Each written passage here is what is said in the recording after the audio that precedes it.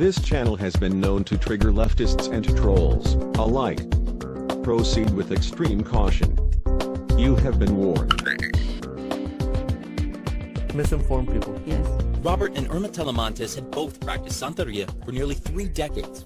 They say they aren't cruel and they aren't criminals. They're just believers in a misunderstood religion. We had the animals, in cages and, inside the bags, but they weren't being abused. The Telemonteses say they were among about 30 people who were part of a ceremony for a new member. That involved blood sacrifices to santos, or saints, represented by rocks kept in containers. They cut the animals' jugulars and let them bleed out. We're not beating animals to death. We're not chopping off legs, while they're still alive. The only one that can complain about cruelty to animals is a vegan because, we're killing animals. The group sacrificed a goat, 3 roosters, a pigeon, and some chickens, and had other animals ready.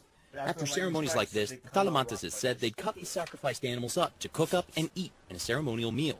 They say some of that was already happening.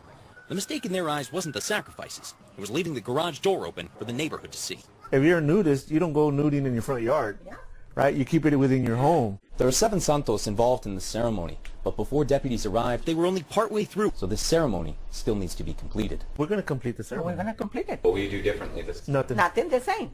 I won't have the garage door open.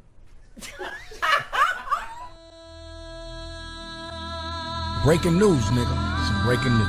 Facts don't care about your feelings. There's something wrong with the black man's mind. There's something wrong with his mind. Nigga, please. Oh, hell no. Fight their asses.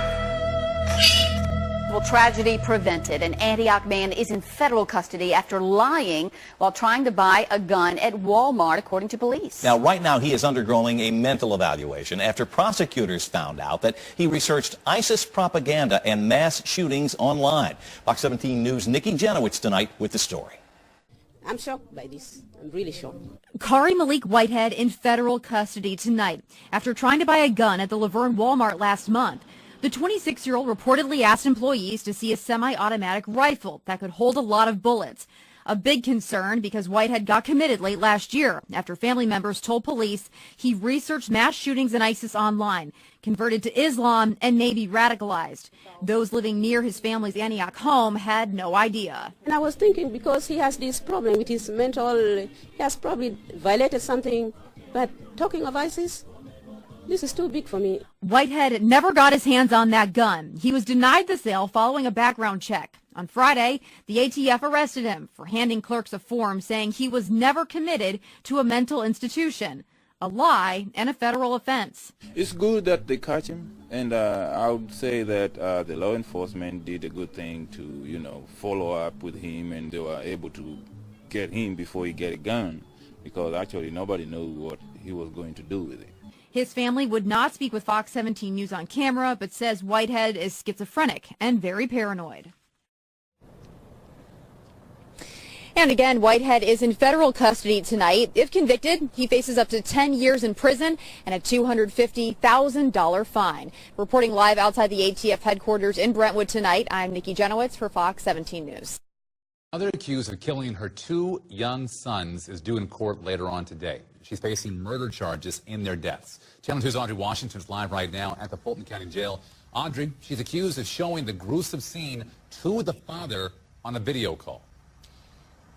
Fred, and the details coming out of this case are truly disturbing. 2 young boys found dead, the mother accused of murder. Now the mother's family tells us she has a history of mental illness. The discovery was made late Friday night. That's when the mother, Lamora Williams, told police she left her kids in her Southwest Atlanta apartment with a relative at around noon and returned home late in the evening to find the 1- and 2-year-old dead. But police say that's not true. We're told Williams called 2 people that night, including the boy's father. The father says she video called him and showed him the gruesome scene. Brenda Williams is Lamora Williams' mother and says her daughter struggles with mental health issues. I just came from the jailhouse to let them know to put her in suicide watch because she's going to kill herself. When I seen my kid, how I seen my kid, that's when I knew what was going on. This picture shows an oven being taken away from the apartment in the back of a truck. Police say the boys had burns on their bodies. We expect to learn new details about the case in court today. Meanwhile, the father told us his surviving son, a 3-year-old, saw his mother allegedly kill his brothers. Now, Williams, again, is due here in court later on today. We will be inside court, and we'll bring you all the details as we receive them. A Gwinnett County community is rattled tonight after home intruders shot and killed one of their neighbors in the middle of the afternoon. Police say 2 bright traffic or construction vests tied up a family of 3 inside of a home on Scholar Drive in Lawrenceville. As the husband was able to free himself, police say the robbers shot him and drove off. They already had them tied up. All they had to do was get what they came to get. I'm putting together details about this deadly shooting and also what neighbors say they heard after the gunfire. For the Channel 2 Action News Night Beat at 11.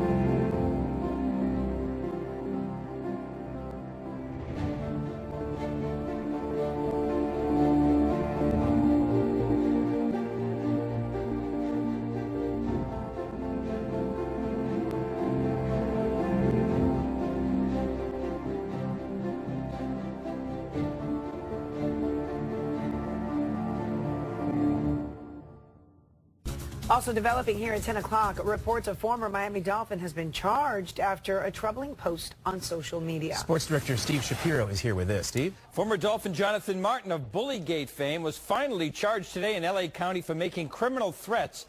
There is a warrant out for Martin's arrest. It was a month ago Martin posted this picture on Instagram of a shotgun and the names of former classmates and teammates he presumably wanted to hurt. 2 of them, Incognito and Pouncey, were former Dolphins. Martin left the Dolphins during the 2013 season, claiming he was bullied by teammates. Richie Incognito was suspended and never played for the Dolphins again. The Instagram post on February 23rd had a quote, "When you're a bully victim and a coward, your options are suicide or revenge." The L.A. County Police say Martin had a cache of weapons in his possession. He's been charged with making criminal threats and 1 count of possessing a loaded 12-gauge shotgun. A former Cherry Creek school security guard is headed to jail for sexually assaulting a 15-year-old student. Broderick Lundy appeared before a judge today. 9 months ago, investigator Kevin Bond was in the court as he learned his sentence. Kevin. Kim, Broderick Lundy was a security officer at Grandview High School. Today in an Arapahoe County courtroom, he apologized to his victim and her family. He and the girl had exchanged an estimated 16,000 text messages, some of them lewd, before a late-night meeting last year. It was then that he and the girl had sexual contact in the backseat of Lundy's car a few blocks from the student's home. Lundy pleaded guilty to sexual assault and sexual exploitation, and today a judge sentenced him to a year in jail and 8 years of intensely supervised probation. Afterward, prosecutor Christopher Gallo said he believed the sentence was just, and he said pursuing the case was critical, pointing out that it involved a child and a person in a position of authority.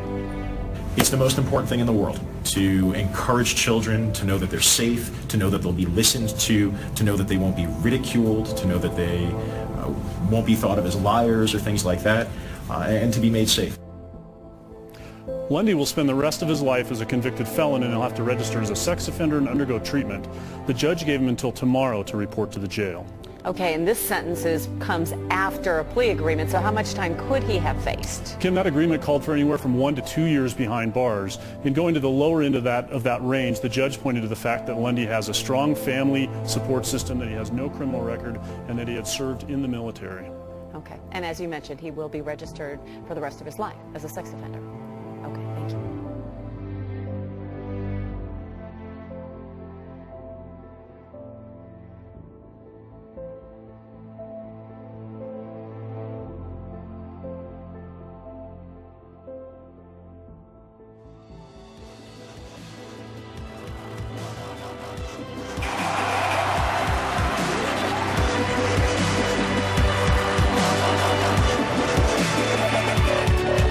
Yeah.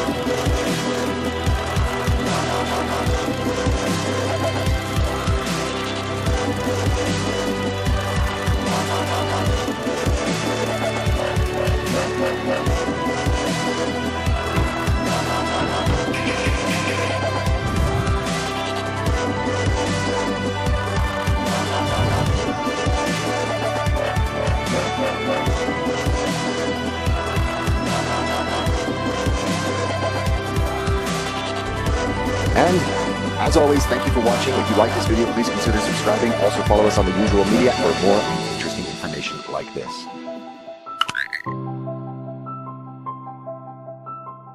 Channel moderators are Jer Shax and Michael Thomas. Thanks for your diligence and dedication.